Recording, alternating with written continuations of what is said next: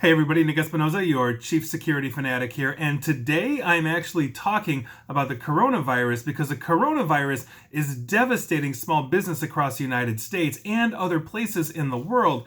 The data is in, and it's not looking good. Now, before I dive into the data, as of today, the United States has 6.6 million confirmed cases and over 196,000 confirmed deaths related to the coronavirus. Now, by virtue of this, we have been rather limited in our ability or desire to actually start patronizing businesses outside of our house. We have basically become a remote society in many ways for a lot of different things, and this is where Yelp comes into play. As you know, Yelp is that place which aggregates and gives us businesses that we can rate, review, and figure out where they are and if we want to go and patronize them for whatever that is.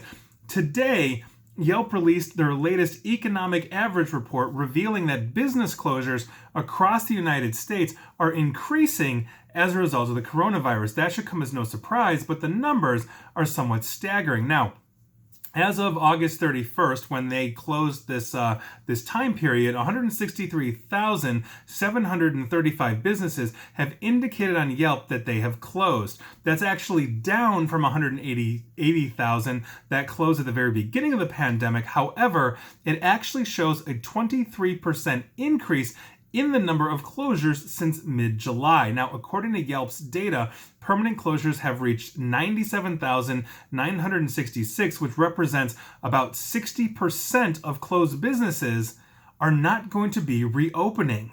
That is obviously a very serious issue. They're permanently being closed.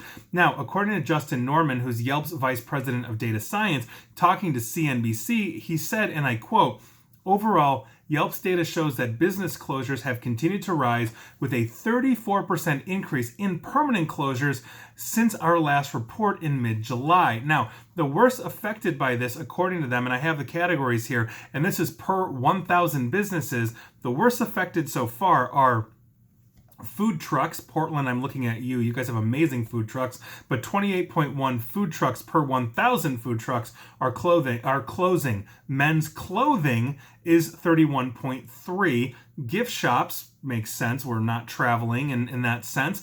39.4 out of 1,000, and breakfast and brunch places, which I take personally because I love me some breakfast food, 56.8 are closing out of 1,000. That is obviously permanently closing. That's a huge thing. Now, the hardest hit states per 1,000 businesses with permanent closure are Washington State at 8.2, Arizona at 8.4, California at 9.3, Hawaii at 9.4, and Nevada at 10.1. I have to imagine a lot of people are not going to Vegas, and here we are. Now, the data supports the trend that most consumers are choosing to stay home over patronizing establishments physically, as home and professional services like landscapers, contractors, and lawyers have a much lower closure rate than clothing stores and home decor businesses, and on and on.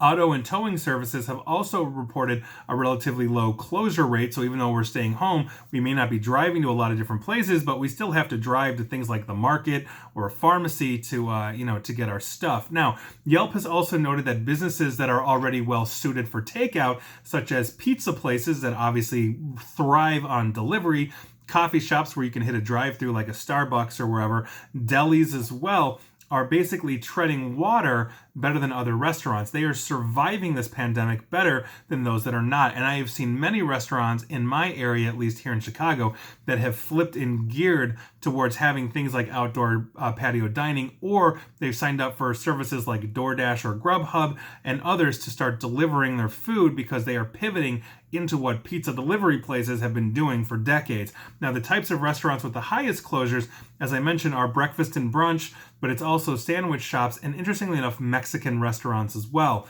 So there you go. I think this is a very serious issue.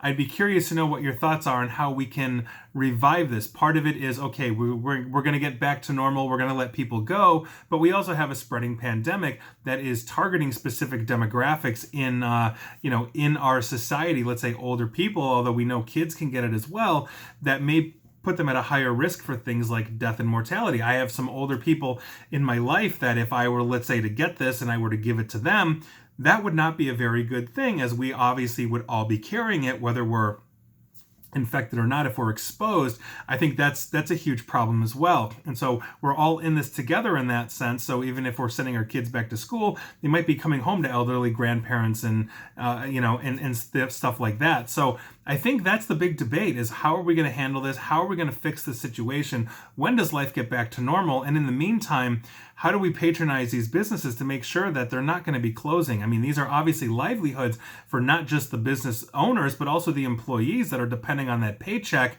And so we are soon to see, as I've read multiple places, a wave of things like, rent overdue, mortgage defaults, stuff like that. So what's the answer? I'd be curious to know what your thoughts are on this, because I don't think we're going to answer this in one easy video here for 5 or 6 minutes. But please, all I ask is, if you are commenting, just be civil, because I don't think any opinion is necessarily the worst opinion or a wrong opinion. I think we have to look at this from all sides. And so that is your news of the day.